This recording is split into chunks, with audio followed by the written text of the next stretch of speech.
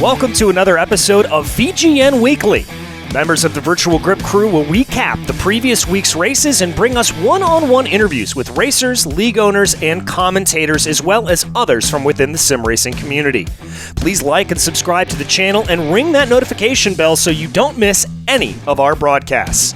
If you are a league owner or potential sponsor and have a broadcasting need, please visit virtualgrip.net for info on how to get in touch with us. Thanks for tuning in today. Now let's go find some grip. As the Virtual Grip Network gears up for another action-packed week of sim racing, let's take a quick look back at last week's race winners. On Tuesday, Kenny Allen got an amazing run out of the final corner to steal the win at Daytona International Speedway in the Yesteryear Racing season opener. On Thursday, AJ Hamill took the lead late in the race and never looked back to claim his first win of the season at USA International Speedway with Red Light Racing. Saturday saw Brendan Myers claim his first series win in the Bootleg Racing League's Outlaw SK Modified Series from Oswego Speedway. Later that same night, Trey Bloom white-knuckled his way to the checkered flag in the Bootleg Racing League's Late Model Series, also from Oswego Speedway. And closing out the week on Sunday, Courtney Nelson absolutely dominated the field when the OBRL brought the action to Circuit of the Americas. Now let's take a quick break before turning things over to John Hine, who's standing by with this week's special guest, Sean Foltz from the OBRL.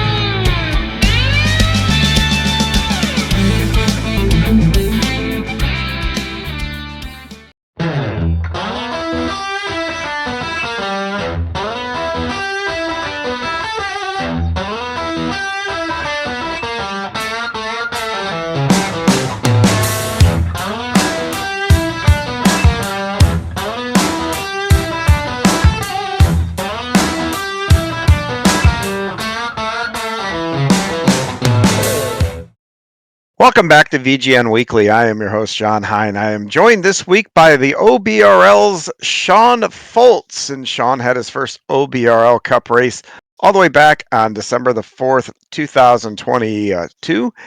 He's got 70 starts since then. He's got 3 poles, an average finish of about 12.7. He's got 14 top 5, and he was the runners-up in last year's overall point standing. Sean, welcome to the show. How are you? Good. Thanks for having me, guys.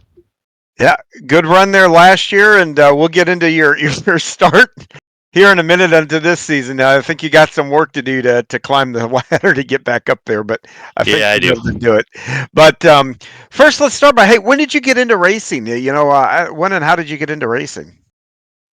So I've always been, into cars. My dad was a mechanic. He worked at Ford, and so I always had cars around, helped in the garage, and just was like, interested in all that, and then started watching racing, kind of really, get into, like NASCAR, probably about the, early 90s, and just, started watching it from there and went to some races, and, that's pretty much been about it, just watching everything, and then it evolved into watching open wheel IndyCar, sports car racing, and then Formula One, and then just now everything 4 wheels pretty much I've taken a look at and been interested in. Yeah, that sounds about like my progression. Started out watching cars go in circles, and somehow I ended up a big fan of Formula One and IMSA and all those other ones there. So yeah, very cool. How did you find iRacing? So iRacing, like I think a lot of people was like, during the pandemic when you started seeing, NASCAR have, televised iRacing events. IMSA started doing it. And I did, online racing with like NASCAR Racing 3 back in, I don't know, what was that, like the late 90s? I think 98, 99 when that came out. Yeah, a while ago. Yeah, so I did online racing there, and then stopped around the 2002 2003 time frame. And then when the pandemic hit and I saw the iRacing, I was like, you know what? I think this would be a good chance to get back into it. It looks really really good, and that was it. That's where I started back up in 2020. Well, when you first got on the service, so, and obviously, what, 2020, 21, some boy back then, there's been quite a few cars added, especially in the GT3 side of things. But when you first got on there and you looked at the different cars, which car stuck out to you? Said, "Oh, I'm going to drive that." Um, it was probably anything NASCAR related. So I mean, I got it like anyone. You start out in like in street stock, and then you get your Yep. past your rookie, and you get into ARCA. And then I really liked the ARCA car, and I stuck there for quite a while. And then I'd dabble into the trucks, Xfinity, Cup, but I always seem to go back to the ARCA car. I really like the way it drove, the way it handled, even though it's not the same as ARCA nowadays, but still, I mean, it's a really good car, and the track combination with that car wherever seems to work really well. Well, iRacing is going to give you that new ARCA car in the not too Yep, distant yep, future. they are. What'd you think of that when you saw it? I was excited for that because I like racing what is current, what you see on TV, what you see the actual drivers running. So I'm excited to see that, and I'm also excited to see their new Gen 4 that they're going to tweak and give us an actual Gen 4 car. So I'm excited to see both of those come out, and hopefully the new ARCA. Hopefully we're not disappointed. I guess. hopefully everyone still loves running ARCA, and they don't decide that, oh well, none of us like this car anymore. Well, people don't always like change, and if the cars have some different characteristics and all that, well, you'll probably see a little bit of a dip, but I bet you they come back. That's a great car, and it's a great series on iRacing, so I'm sure that'll be just fine. Well, after dabbling in, did you get a favorite car track combo after that? I mean, what would be Yeah. your go-to now? So on like the NASCAR side, I really don't have a favorite car track combo. Hmm. I also do road racing.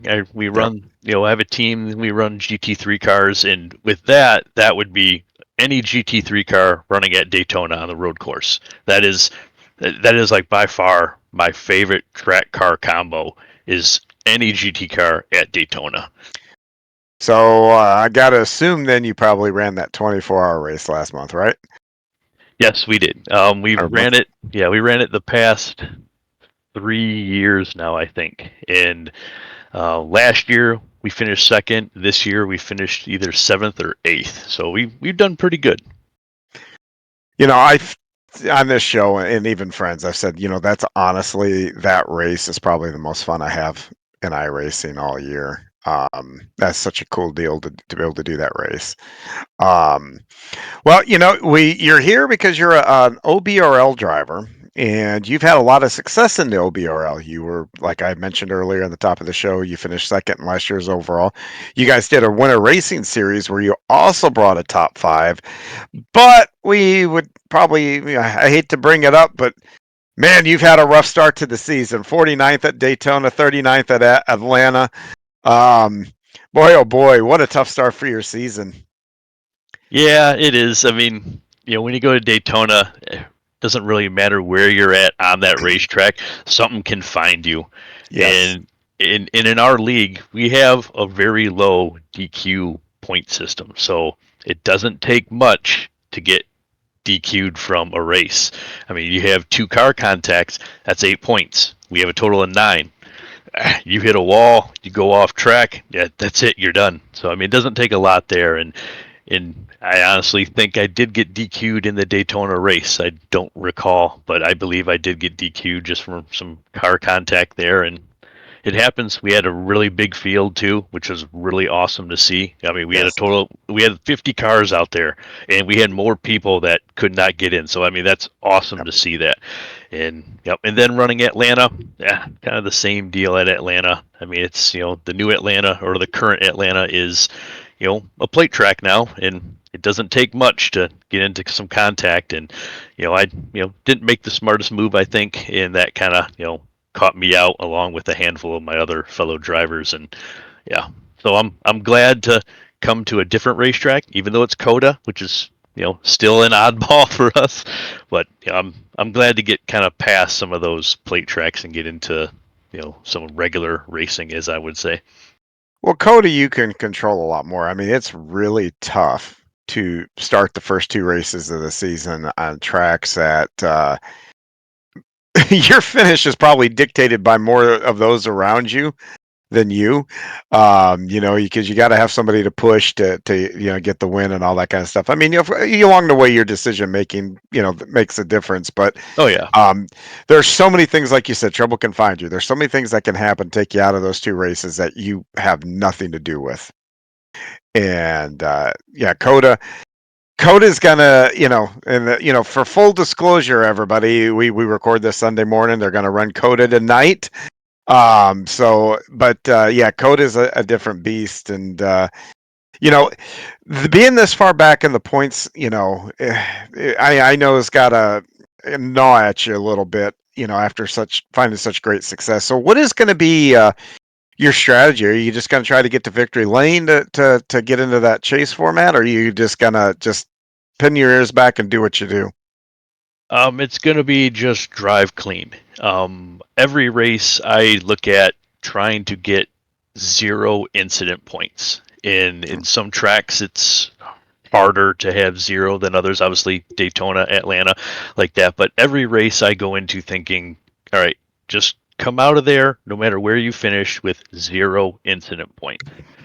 And I don't try to run up through the field. I just take what I can get and slowly make my way through there. And yeah, I just I look at how far back I am, and it's like, it's a long season. If I can just get every race with 0 incident points, or at least 1, then I'm happy with that. Well, it's good news. It's a long season, so we've only a couple of races in. There's a heck of a lot that can happen. Is there a track that you've kind of got circled, like, okay, hey, this can be a good deal for me when we get here? No, not really. I mean, there's a handful of tracks that I probably don't like, but other than that, I don't have a track circled like, oh, that's the one I'm waiting to go to. That's the one I love running at. I like the majority of all the racetracks, and I tackle them all the same way. I don't treat like a road course different than a plate track. I go into it thinking the same thing at every racetrack. So I don't have one circled going, oh, that's the one I want to get to. Yeah. Well, you mentioned you got some that you definitely like less. Well, let's talk about those for a minute. Which tracks are those? I'm not a fan of I'm not a fan of Martinsville as much. I do like it, but it's probably lower on my list of tracks. Let's see. There's also Bristol. Again, like I said, these are tracks that I do that are all right, but this is probably lower on my list, and it's probably because of how small and how tight it is, and it's you do a lot of riding there because, man, you can also rack up incident points and really get into some trouble at those small, tight racetracks. The road courses, I'm fine with any of the road courses. I've been around them. I know how to race on them. Obviously, this car is different than driving like on a GT3, but yeah, I like the road courses. But yeah, there's only a couple, like I said, Bristol and Martinsville, those two. Even though I do have them on my list of treks that I would, they're at the bottom. Well, when you hit those tracks, and what is your just strategy? Hey, let's just get through clean, and where we finish, just get out of there and move on to the next race, or do you actually work on maybe, I don't know, do you have to work at them, put more practice in that week, that kind of thing? I think it's just, let me just get through this clean and move on to the next one. I do run practice and try different things, but at a track like that, I look at it as I just want to get out of here clean, maybe capitalize on, a few other guys' mistakes and some issues. Maybe some guys have an issue on pit road and that helps, but it's like, yeah, just try to get out of there clean. With 36 races through the season, that's that's a heck of a long time. I mean, you guys are going to be racing. I think you got like what, one weekend off, and then um, basically going to be running all the way through I think the first week in November. Yeah. What does it take to do a series like that? I know from my standpoint, when I signed on to broadcast a series, I mean, I had to stop and think about it. It's like, that's a long commitment, much longer than most any other um, uh, leagues out there. So, what is your mindset with that? And I mean, how do you feel about that long of a season? I like a long season. I mean, because a lot can play out in it. I mean, you can, because obviously where I'm at right now in the standings, it's like you Yeah. look at it, it's like, well, I can't really go any farther down, so all I got is looking up. So you just got to be dedicated to, putting in every Sunday night, being there.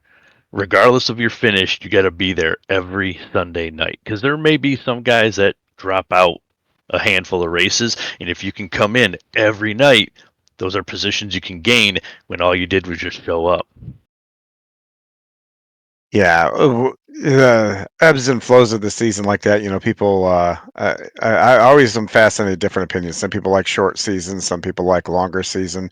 Um, you know, it, I think there's pros and cons to both, but I do like what you're saying there about how the season can play out. You can have a couple of bad weeks, shake it off, and go from a hero to zero, and it's not quite as big of a penalty.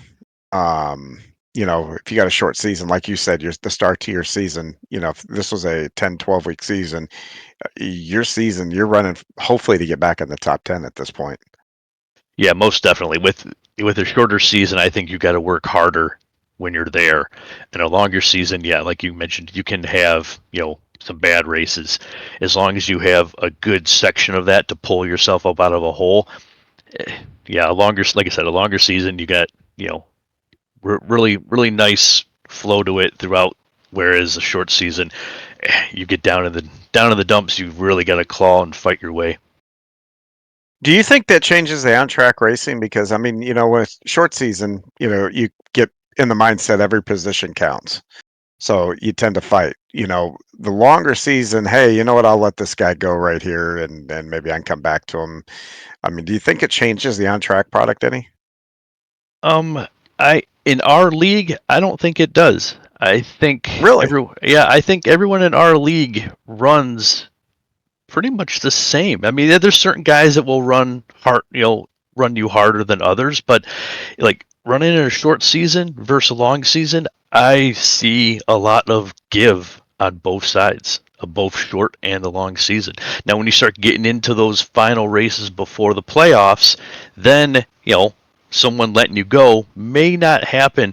If they do, they're not going to make it as easy as they would. But I mean, I don't think the racing changes in our league from a short season to a long season. I think it's the same. Yeah, because you've got the winter series that's a little more compact than that big long one. So yeah, that's what's kind of I'm wondering, is it different running that winter series compared to this, where, like I said, the penalties for finishing down the running list it's a bigger penalty. I mean, that's just exactly what it is. But do you feel the intensity on the track kind of ranch it up? Because I mean, if you ever watch the real world NASCAR, you start, you get past 4th of July and you start running in August, and that cut date is looming, and you can see it on the track. Drivers' fuses get shorter. People don't give and take nearly as much. So for you guys, I mean, do you feel that when it gets there? Do you feel that pressure?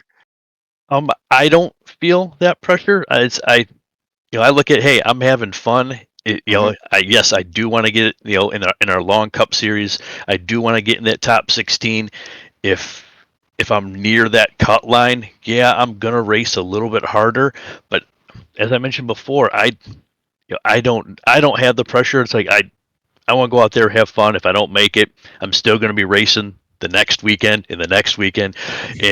But I really don't see the pressure between other drivers out there. And I'm not going to race a guy, really, really hard. I mean, I may make it a little difficult for him to get by me, but if it's someone that I'm not racing for that position and I can give it up, then I usually will just kind of let that guy go and just kind of regroup.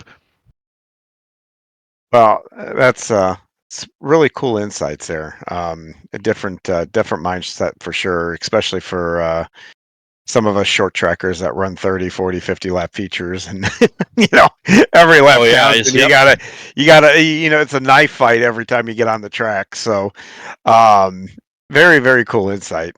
The other thing that you do over at OBRL that I think is fascinating, you're one of the admins over there. So tell me what that entails. So we'll do, race review at the end of each race, depending if who's in there from an admin side of it. So, we'll go through the first, the race first lap to the end, look at all the incidents, find out, all right, what happened here, what happened there, did they, what rule does that fall under, who instigated the contact and all that. And sometimes it's pretty clear. And then a lot of guys know when they get into other guys that, oh, hey, I caused that. They serve their penalty. They move on. It makes it a little easier for us because we know that, all right, yep, this guy did this guy did that. He served a penalty, move on to the next one. So that's a big part of the admins. The other side is, if there's any rule changes for the league that we're looking at, stuff like that. We all get together, talk, and discuss what's better for the league, what we can do to help. And it's just not with rules; it's just everything. I mean, we had a discussion about just paint, just car liveries and stuff like that, where we all discuss that. And then I do the social media side of it, so I'll post on Facebook and Instagram, and then do some of our race media, like this is the winner of the race, and then the race just before the race starts up, usually put out, hey, here it is, this is the race, X amount of laps, time frame that it starts. And then I'll put in your little tag for VGN that, hey, this race is going to be broadcast, tune in if you're not going to be running. Well, the one other thing I want to touch on there that you say you do is the review. So when reviewing an accident for you, what is the most difficult part of that, looking at, to come to your conclusion? What's the difficulty on that, you think? Yeah, when you have two guys come together, like if one guy moves up, the other guy moves down, and they both hit each other, if they continue on, it's kind of no harm, no foul. But if they end up causing a wreck and it collects other people, then we gotta look at, all right, who is at fault with that? Did this guy come up the racetrack and hit him? Did this guy come down the racetrack and hit him? Is this guy in the racing line? Is this guy not in the racing line? I mean, that's probably the hardest part when looking at it. And sometimes, we'll put blame on both drivers in that instance because, sometimes it is not just one person. It's a couple people that have caused, an incident on track. So yeah, having two guys run into each other and it's not clear on, one guy coming up and hitting the other. That's really hard for us to look at. Yeah, that is actually, I've never heard anybody say that. I like that. Sometimes you got to assign blame on both. I know when I reviewed, sometimes those were the tough ones when, like you said, two guys go for the same spot. And, I know most people, that I've worked with, their thought process, well, you got to assign blame to one. And I had never really even thought about that. That is an outstanding way to look at it, to say, hey, both these guys kind of did this to each other. The other thing too, I always found really difficult is sometimes racing happens. I mean, everybody's out there pushing, do you make a call or you just say, hey, this is a racing deal? Do you guys try to assign blame, almost on any all points of contact, or do you guys sit back sometimes and say, that's just racing? No, that's a good thing to add. Yeah, we do have just we have like an L1 penalty, which is basically, hey, that's a racing incident. There's Gotcha. it's not assigned to any one person. No one has to serve a penalty for it. No one has to start the back end. It's just an L1. It's a racing incident. it happens. Like if a guy gets, if two guys are racing, one guy's following another guy, and the first guy comes up and kind of hits that wall, and how in iRacing you kind of get stuck there, and Yeah. the other guy has nowhere to go and runs into the back of him and causes a wreck. That's pretty much a racing incident. You couldn't Yeah. do anything in that situation. Yeah, and the other thing too, and even when you mentioned getting into that wall, you got to put so much wheel to get off the wall. So when it finally does break free of the wall, you shoot down the track. And Yeah, those are always, I always hated trying to make heads or tails of those in calls. And God knows I've irritated a lot of people, call things one way, call things another. But I love the fact that you guys look at it from a nice big overview. And yeah, it's okay sometimes to say, hey, both these guys, probably a little bit too aggressive here. So do you guys ever take into consideration too, like what lap of the race it is? Because I mean, there's things as a driver I would do on the last 10 laps that I would never do the first, 50 laps of a race, let's say. But the last 10, everybody's getting what they can get. Do you guys ever look into that stuff or take into that consideration? I don't. I don't think any of our other admins do either. I think when you look at an incident on lap 1 or lap 2, we Mhm. might look at that harder than we do Yeah, at well, an that's where I incident. was Yeah, going with that. yeah, Yeah. Yeah, yeah. why But why are you dive bombing on the first corner, the first lap, that kind of thing. But, maybe a partial dive bomb on lap 98 of 100. Well, you're I always viewed those a little different. So that's kind of cool to kind of get the insights of that. Um, for the other league owners too, or the league members here, you guys talk about league changes and all that. Are you guys constantly looking at your rules and tweaking them, or is it here's our rules at the beginning of the year.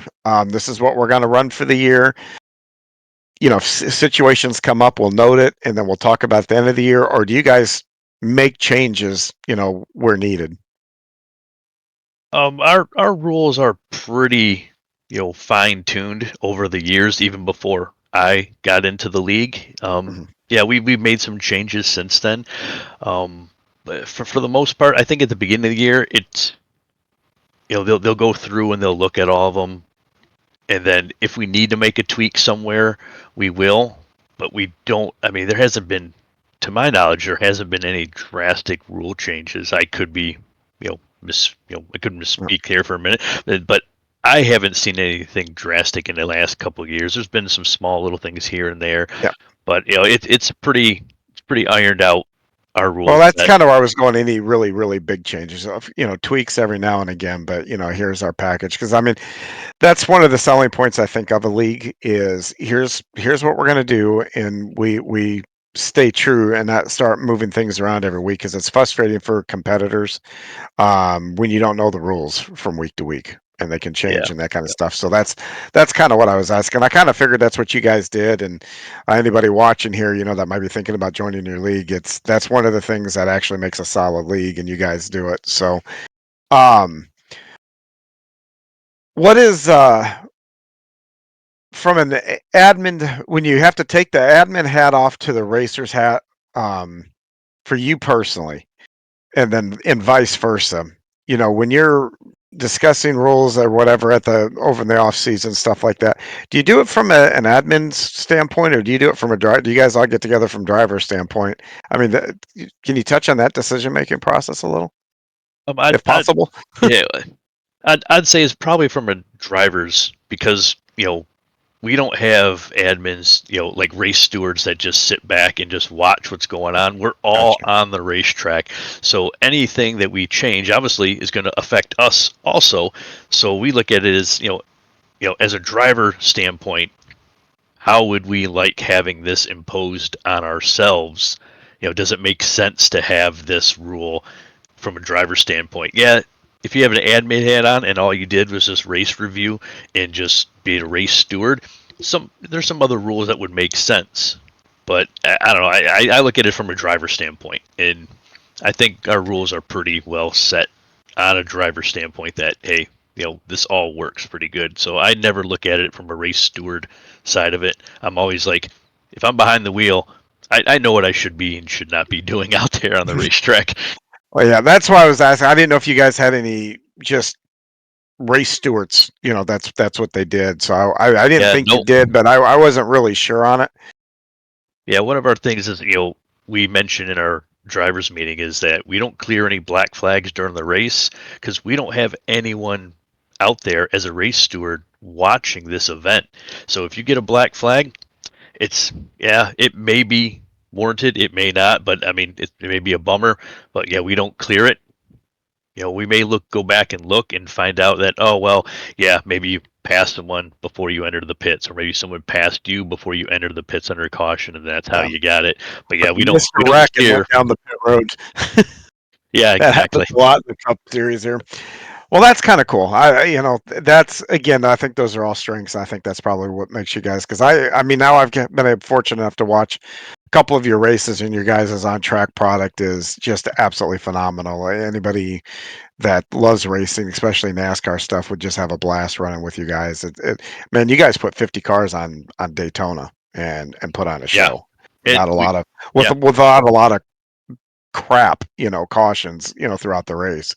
yeah, So that's kind of cool to kind of pull the curtain back and see the inner workings, and that right there and everything you just said was honestly probably why you guys have gotten to that point. So, uh, you know, yeah, we talked about, you got into NASCAR and all that, back in the early '90s and whatnot. So it, it's cool how the online thing translates to real life, and back and forth. That's why it's called a sim.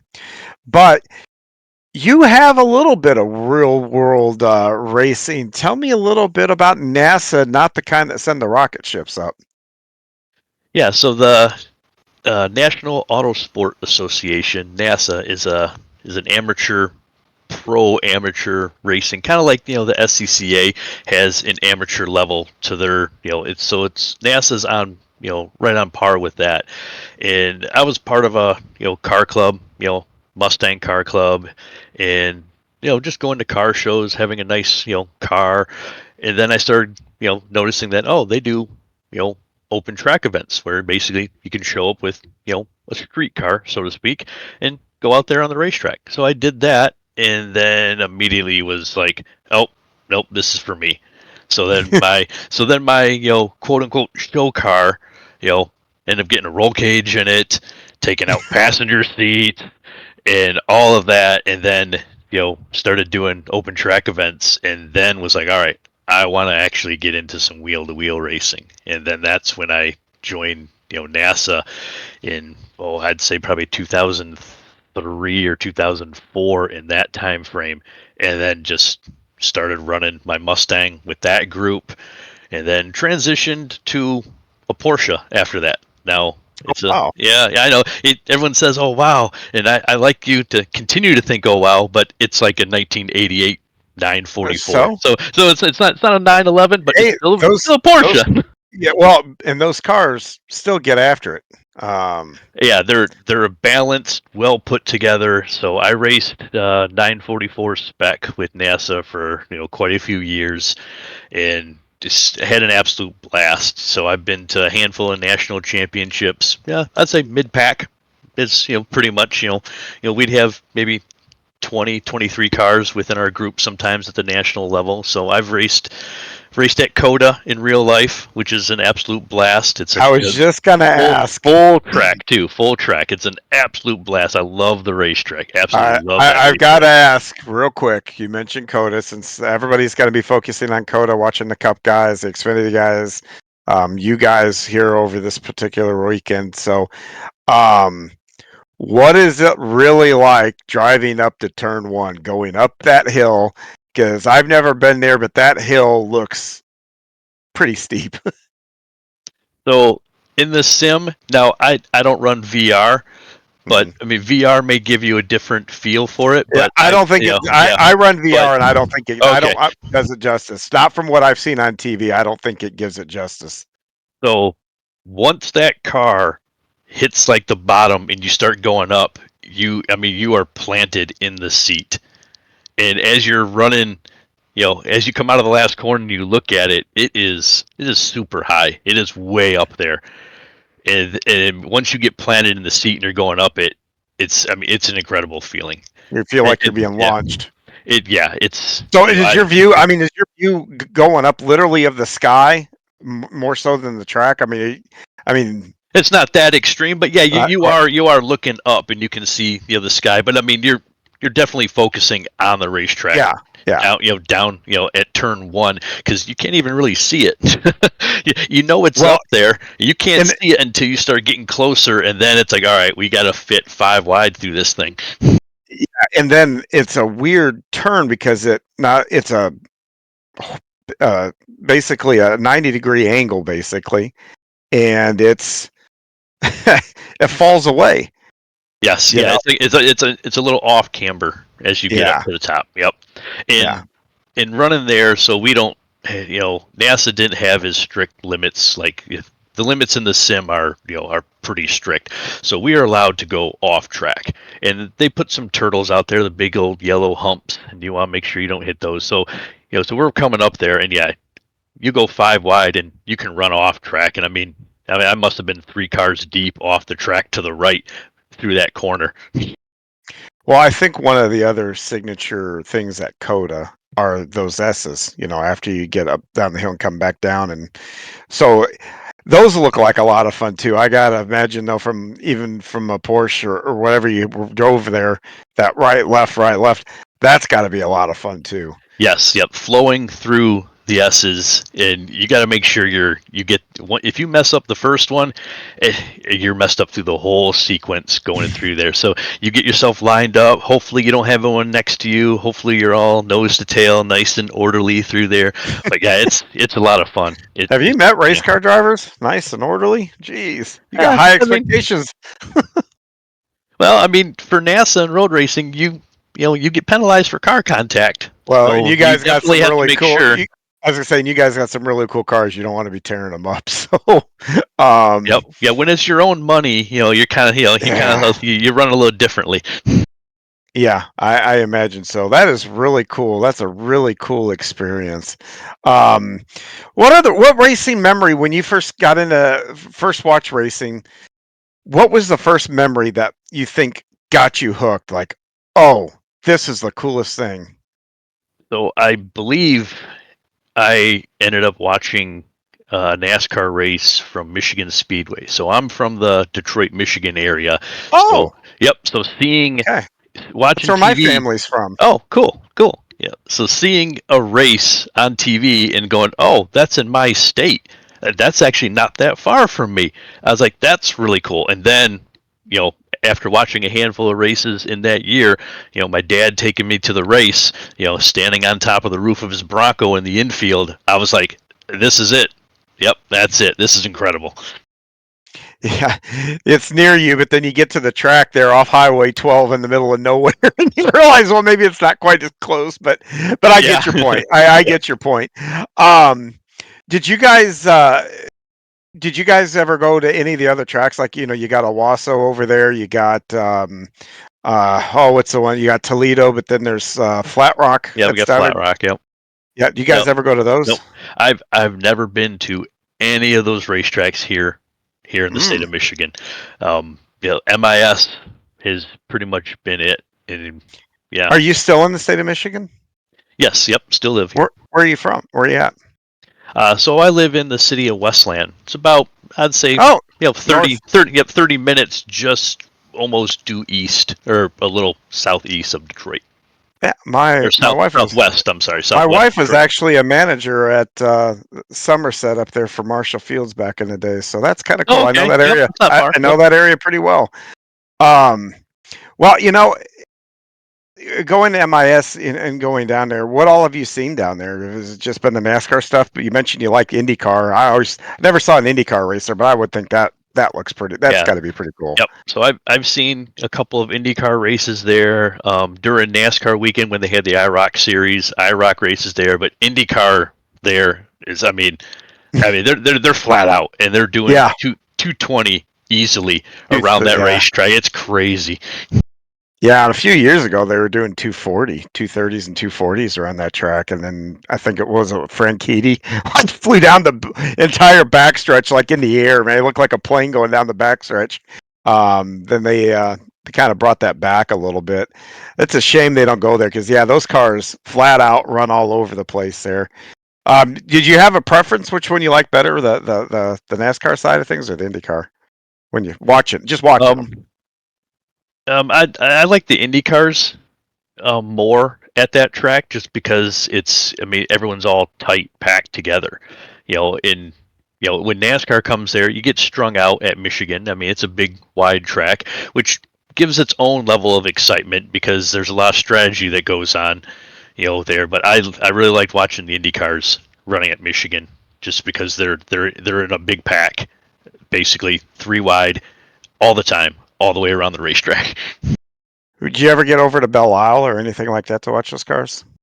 So I've been to Belle Isle to watch IndyCar and the sports cars run there, and that was mainly Oh, for the job that I did at that particular time. But before that, I've never been to Belle Isle until I had to do it like for my profession that I used to work for back then. well, we'll get to that in just a second because yeah, you used to have a really cool. Well, both your jobs actually sound really cool. The one you got now and the one you had prior. Um, but what was the IMSA weekend like? It's been 100 years and it's been changed. I think when I went last time I was at an IMSA race, Al Holbert was in the field, so that's how far back that was. And so, what is that like now? I have to think that those because I've heard the IMSA's actually race weekend as a fan are probably the best. Yes, the thing I like about IMSA race weekends are you buy a ticket. You get everything. You get everything. You're in the paddock. Obviously, you can't go on pit road, but you're basically right at the wall where they're set up. So you can walk through the paddock, where the trucks are at, where the cars, where their work areas are all set up, their tents and canopies, and you can see them working on the cars, warming up the cars, fixing cars from accidents. And I mean, you're like right there, 5 feet from where they're actually working on and getting their equipment and car prepped. I mean, the That is weekend's awesome. excellent. Yes, I really enjoy that part of it. You're up close and personal. Drivers walking by you, and I mean all that. It's really cool. Yeah, the only other series, big time series that does that, I think, is NHRA. You get in you can walk about there too, just like that. Walk right by their pit area, their work, turn in the cars, all that kind of stuff. So, yeah, I need to get back to an IMSA. I really do. Plus those cars are just way cool. All the different series from the LMP cars all the way on down. Um, you know, Have you ever gone over to Belle Isle after they took everything, tried to take a lap around there? Because all the curbs and all that are left there like year round, and you can still see some of the painting and all that. Do you ever go over there? No, I've never been on. Like I said, I've never been on the island before or after an event, and I know, yeah, everything's all still there. Yeah. Minus grandstands. I mean, yeah, it's like your painted curbs, your white, Yep. blue, red and white, and all that. It's all painted, still there, and you can run over them and all that stuff. Most of it in some areas is like a parking area where they're driving down during Yes. the race. But yeah, all that's still there. But yeah, I've never been there, after an event. Yeah. We did. We drove around there, and I was amazed at how much infrastructure was actually left back there. And whatnot. So, and that track's got a lot of history because F1's raced at that place. So, They race um, downtown Detroit. That's I thought they weren't at Belle no, Isle. nope. They haven't run at Belle Isle. Really? Yeah, race downtown is where Formula Wow. One, like underneath Kobo through like the tunnel section, is where they used to run. Oh, that's scary. There's not a whole lot of room down there. I really thought they were at Belle Isle. Nope. Hey, I Well, learned something they new moved, every day. and then IMSA just in the last couple of years took themselves off of Belle Isle, and they now also race on the streets of Detroit. So Well, and they so should Belle Isle because the way doesn't they've have anything. yeah, because the old Comerica, the new stadium with the football stadium next, that whole area there has revitalized over to Greektown and all that. So Yes. Yep. it's yeah, it I think downtown's definitely the way to go because I'll be honest, getting to Belle Isle, you had to go through some sketchy parts of town to get there. So, At least back when I was there, you had to anyway. I probably went the wrong way, but that's back before everybody had GPS on their phones. So, but let's talk about your work though. You touched on that being over there for it. You're currently an automotive 3D inspection partner. What is that? So the company I work for is called Perceptron. It's a company I used to work for years ago, and I came back to it. So I'm a quality engineer there, and what Perceptron does is they make 3D laser measuring systems for automotive plants. So they're like sensors with a camera and a laser, and they're mounted in certain areas in an auto plant, either before the car's painted or after the car's painted, measuring different features, holes, studs, locations of where a window is going to be, a windshield is going to be put in the car by a robot, and then after the process, when the car is built, we also measure for fit and finish, like what's your gap on the door to your car, what's the gap on the hood to the fender, and all of that. And then we also measure in like stamping plants, like the raw part itself, the door, the fender, the hood, before it ever makes it to the assembly plant. So that's what Perceptron does, and I'm a quality engineer within the company to make sure our outgoing and incoming parts are within spec. Is it with Ford or is it who's it with all there? all automotive companies. All of them. Yep. Oh, Yep. wow. All Okay. automotive companies. Yep. Wow. In the United That's States, incredible. Europe, other countries throughout the world, wherever there's an auto plant, and if they're our customer, we've gone different places, all over. That is wild. Well, before that, and you touched on it before, and the reason why you're at Belle Isle, you worked at ZF in their race engineering group for the IMSA teams. So, what did you do there, and what was that like? So yeah, their race engineering department within ZF is global, and it's their main base is in Germany, and Germany takes care of everything in Europe. So obviously we know the racing circuit in Europe is massive, along with Formula One. So unfortunately, we never got to handle that. Germany always handled the Formula One, but we are still part of it. But anyway, in North America, IMSA was our main customer. So ZF makes clutches, transmissions, shock absorbers for various race cars within the series. And my job was to go to the racetrack, service and support those customers if they had any issues with any of those parts throughout race weekend. So that's what really introduced me to going to Belle Isle, because I went there for work. And on top of it, I also drove our transport. So we got basically a big car transport with a workshop in it. So I would get to drive that, park that in the paddock with all the other trucks and everything. So yeah, it was a really cool job to do. Walk around race weekend. Once the race starts, you're pretty much done. So then you're just walking around, hanging out and chilling. That is so cool. How did you get into that? How did you? I mean, I assume in college for engineering or whatever. And how'd you get into that? So I've always had technical hands-on jobs. Perceptron was the first big company I worked for, like out of high school, and I worked there for many, many years doing a lot of different things, and basically just had on-the-job training, technical training, engineering training, all that within the company. And then I left there to go work for ZF, building shock absorbers, another technical side of it. And then they had a race department. So then I transferred into the race department, and then I worked there for, I don't, must have been 8 years, in 8, 9 years working for them, going to different races, learning, all the different internal workings and changes you can do on a shock absorber for a race car and all that. And then they started moving away from that, and then I wanted to get back to, more of a hands-on engineering side. So I went back to Perceptron then as a quality engineer. At Perceptron, do you guys ever do anything with aviation too, or is it just strictly automobiles? It's all automotive. We don't do it. Aviation has its own set of really high tech specifications that you need that you need to fit to and conform to. Automotive, it's not loosey goosey, but it's still not as strict as aviation is. And As it should Yeah. be, to be honest with you. Yes. Yes. As someone who does fly frequently, or going to be flying frequently now, yeah, I'd rather have them that be a little tighter of a process for those airplanes. Um, well, Sean, I've really enjoyed sitting here talking to you. So first of all, I want to thank you for joining me this week. But I do got a couple things here yet that I've got to get through here. And first thing is the green white checker. I don't know if you've watched these shows, but it's just kind of three like quick rapid fire questions. Get your thoughts. So the first one I have is, which was cooler, racing at COTA or racing at Daytona? Because you've gotten to race both. We didn't touch on it, but you Yes. got to Yes. race at Yep. Daytona. Daytona. Daytona was, I wouldn't say light years ahead, but it was phenomenal. I mean, that's going to be the highlight of anything that I've done race wise. I think for a very long time is actually getting to race at Daytona through the road course at the bus stop. I mean, it's incredible. Okay, the next one.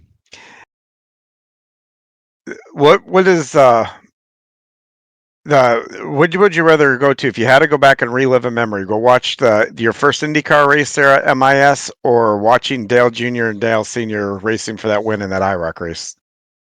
Definitely the IROC race. That was a lot of fun seeing that. Being a an Earnhardt Senior fan and also a Dale Jr. fan, seeing that happen. Yeah, definitely the IROC race at MIS. Okay, the last one. I don't know if you're. We didn't really touch if you're a sports fan or not, but I'm going to ask it anyway. Wolverines or Lions? It had to be the Lions because I'm a Penn State fan. Oh no! You better not say that out loud up there. Woo. Um, Lions, very, very good. All you guys got a heck of a coach up there too. So they're a lot of fun to watch right now. So I can definitely, totally get that. So, well, thank you very much for joining me here. And we're going to see you again. Full disclosure, again, we record this on Sunday, so you're going to be at COTA tonight. So, what is your thoughts about COTA tonight? Keeping it on track and no incident points. That's my goal. That is my goal. That's what I'm going to try to do. Well, when everybody sees this, you're going to be past COTA and you're going to be looking at Las Vegas. So, what for you for Las Vegas? What are your thoughts about that track? Because that's a wicked fast track, and you got to drive a bit there. Yeah. So Vegas, I would be trying to save my tires because it's very, very easy just to push and run hard, and then within 20 laps you're going to be done. So I guess it's going to have to be just some discipline on saving tires, and also try to stay, in touch with the group of cars wherever you're at on the racetrack. If you're up front, stay in touch with them. If you're in the back, don't go further back. If you're in the middle, stay in the middle. You talked about tires there real quick. If I remember, it's been a while since I've been in a cup car there. You can hold it wide open, for like 10 laps there. Then you got to start feathering it. Is that about the tire fall off there? Probably, but I probably won't do that. I mean, you can really abuse your tires in the first 5 laps if you run really hard, and you might pay for it, and you're probably going to pay for it. So if I give up some positions in the beginning, yeah, I guess it's whatever everyone around me is doing. If the whole field's running wide open, I'm probably going to have to do that also, but I don't want to. Oh, you can get in other people's Discord, tell everybody to slow down then. Well, Yeah. hey, like I said, thank you very much for coming in. And hey, anybody you want to give a quick shout out? Any sponsors or team members or anything like that?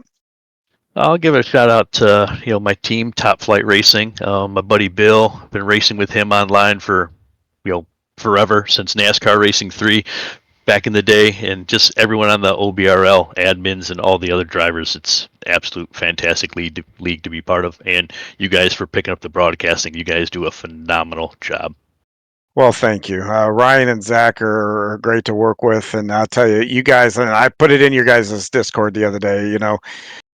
When you guys put on the show, you guys put on. What we do is easy. I think you put anybody in the booth and it will look or sound good anyway. Ryan makes it look really good. So, but thank you very much. And I hope you have a great race tonight, and good luck for the rest of your season. All right. Thank you. I appreciate you guys having me here. A lot of fun. Thank you, Sean. And with that, we're going to wrap up this week's edition of VGN Weekly. I am John Hine. I will see you next week.